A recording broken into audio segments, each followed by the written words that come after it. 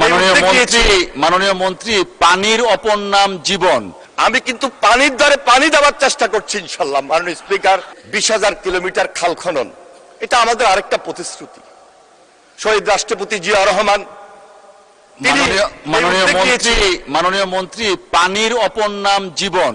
যেহেতু পানি সম্পদ মন্ত্রী, আপনাকে আরো 4 মিনিট বাড়িয়ে দেওয়া হলো। ধন্যবাদ মাননীয় স্পিকার। আমি কিন্তু পানির দ্বারে পানি দেওয়ার চেষ্টা করছি ইনশাল্লাহ মাননীয় স্পিকার।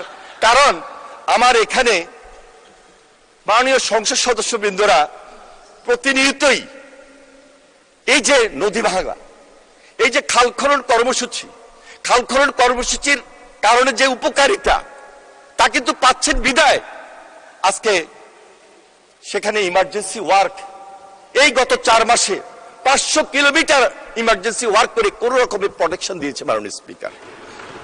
খাল খনন কর্মসূচি আমরা টার্গেট রেখেছি কমপক্ষে 20,000 কিলোমিটার, কিন্তু আমি আশা করছি 20,000 কিলোমিটার মধ্যেই আমরা সীমাবদ্ধ থাকবো না।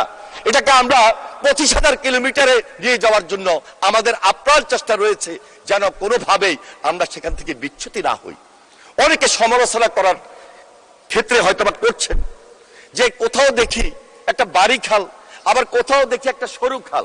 একটু জানার ব্যাপার আছে মাননীয় স্পিকার, যেখানে সেচের খাল, ওই সেচের খালগুলো কিন্তু একটু ন্যারো হয়, সেখানে কিন্তু হেভি খাল কিন্তু ইচ্ছা করলে আমরা করতে পারি না।